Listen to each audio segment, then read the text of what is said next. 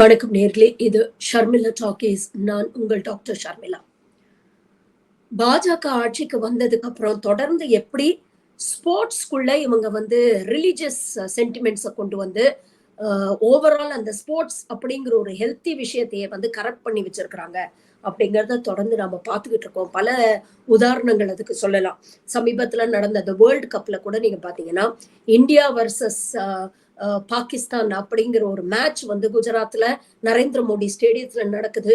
ஒட்டுமொத்த ஸ்டேடியத்தில் இருந்த சங்கிகள் எல்லாம் சேர்ந்து ஜெய் ஸ்ரீராம் அப்படின்னு சொன்னதும், ஹனுமான் சாலிசா வந்து ரிசைட் பண்ணதும், எந்த அளவுக்கு வந்து அங்க இருக்கக்கூடிய பாகிஸ்தான் பிளேயர்ஸை இவங்க அச்சுறுத்தினாங்க அப்படிங்கிற விஷயங்கள்லாம் நம்ம பார்த்தோம். மறுபடியும் இப்போ குஜராத்ல புதுசா ஒரு பிரச்சனை வெடிச்சிருக்கு.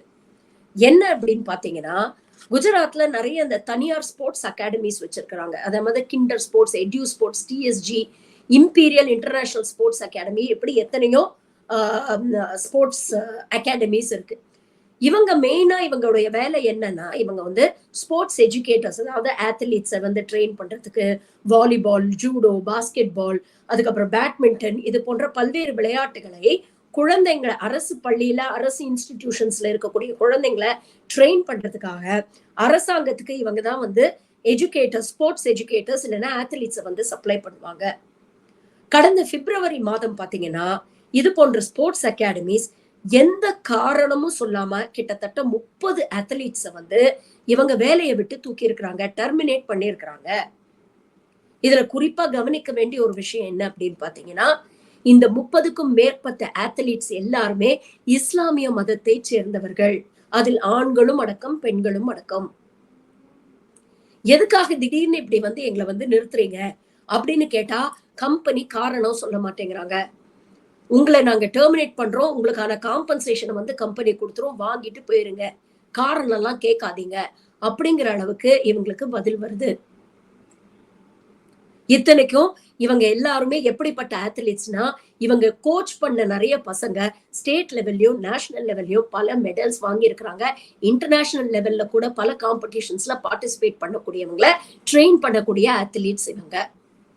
இவர்கள் மீது பாலியல் ரீதியான குற்றச்சாட்டோ இல்ல வேறு ஏதாவது குற்றச்சாட்டோ இருக்கா அப்படின்னு பாத்தீங்கன்னா, அப்படியும் எந்த குற்றச்சாட்டும் இல்லை. இவங்களோட ட்ராக் ரெக்கார்டு, இவங்களோட ப்ரொஃபஷனல் கரியர் ரெக்கார்டு கிளீனா இருக்கு. அப்படி இருக்கும் பொழுது எந்த காரணமும் சொல்லாம எதுக்காக எங்களை டெர்மினேட் பண்றீங்க அப்படின்னு கேட்டா பதில் இல்லை. 2 மாசமா இவங்க எல்லாரும் வந்து கேள்வி கேட்டுக்கிட்டு இருக்காங்க. ஆனால் இவர்கள் வேலை செய்யக்கூடிய அந்த தனியார் நிறுவனங்கள் எந்த காரணமும் சொல்ல மாட்டேங்கிறாங்க. இது சம்பந்தமா போராட்டம் பண்றதுக்கோ இல்ல பத்திரிகையாளர்கிட்டயோ பேசுறதுக்கு இவங்க பயப்படுறாங்க.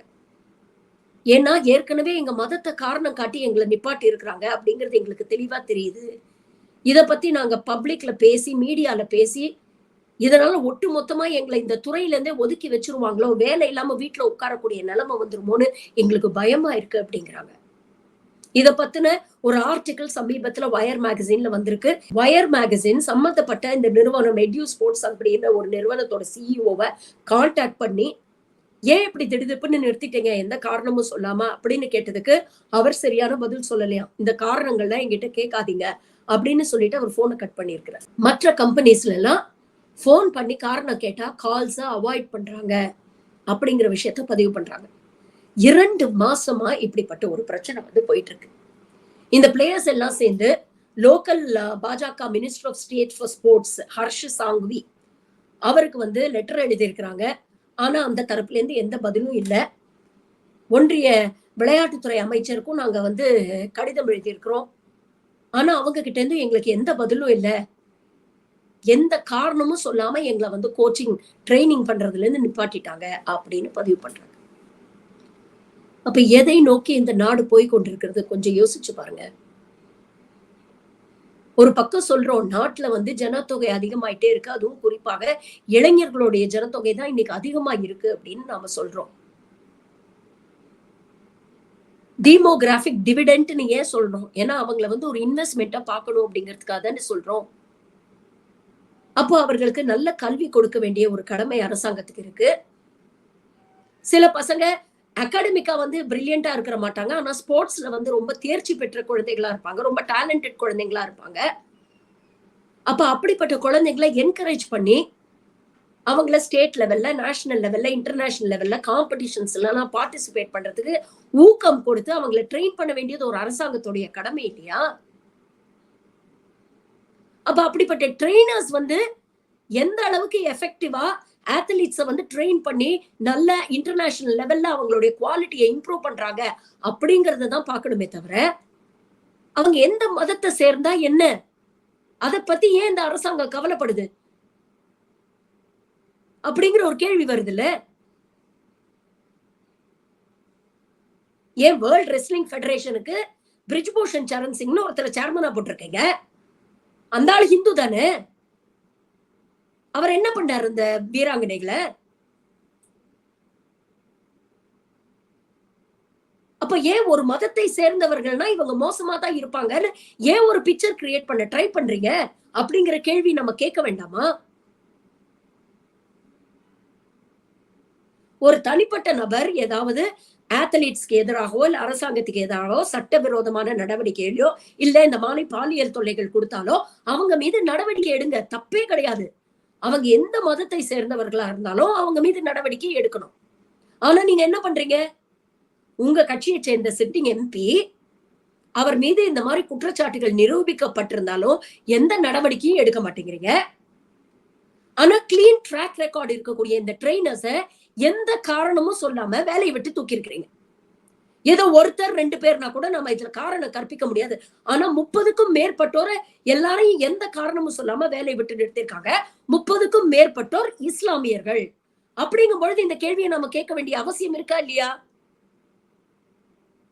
அப்ப எந்த அளவுக்கு விளையாட்டுத்துறைய இவங்க சாஃப்ரனைஸ் பண்றாங்க அப்படிங்கறத யோசிச்சு பாருங்க. இன்னைக்கு ட்ரெயினர்ஸ்லயே இப்படி மத ரீதியா பாகுபாடு பார்த்து வேலையை விட்டு தூக்குறவங்க நாளைக்கு சிறுபான்மையினர் சமூகத்தை சேர்ந்த அத்லீட்ஸ் வந்தா அவங்களுக்கு உரிய ரெப்ரசன்டேஷன் கொடுப்பாங்கிறது என்ன நிச்சயம்? அப்ப நாளைக்கு ஸ்டேட் லெவல் காம்படிஷனா இருக்கட்டும் இல்ல நேஷனல் லெவல் இன்டர்நேஷனல் லெவலா இருக்கட்டும், ஹிந்துவா இருந்தா உனக்கு அட்வான்டேஜ், நீ போய் பார்ட்டிசிபேட் பண்ணலாம். நீ வந்து பெஸ்ட் அத்லீட்டா இருக்கணுங்கிற அவசியம் இல்ல. ஆனா நீ ஹிந்துவா இருந்தா உனக்கு ஒரு அட்வான்டேஜ் கிடைக்கும் அப்படிங்கிற நிலைமை உருவாகாதா? அப்ப சப்கான்சியஸாவும் சரி கான்சியஸாவும் சரி இன்னைக்கு இப்படி மறைமுகமா செய்யறவங்க நாளைக்கு வெளிப்படையா ஏன் செய்ய மாட்டாங்க? இன்னைக்கு குஜராத்ல இப்படி நடக்குதுன்னு செய்தி வருது. மற்ற பாஜக ஆளக்கூடிய மாநிலங்கள்ல இதுவரைக்கும் என்ன நடக்குது அப்படிங்கிறது நமக்கு தெரியாது இல்ல? ஒரு மாநிலத்துல ஒரு விஷயம் ஆரம்பிச்சா இவங்களுடைய எல்லா மாநிலத்திலயும் இவங்க அதை எக்ஸ்பெரிமெண்ட் பண்ணி பார்ப்பாங்க. இன்னைக்கு குஜராத்ல பண்றவங்க நாளைக்கு உத்தரப்பிரதேஷ்ல பண்ண மாட்டாங்கன்னு என்ன நிச்சயம்?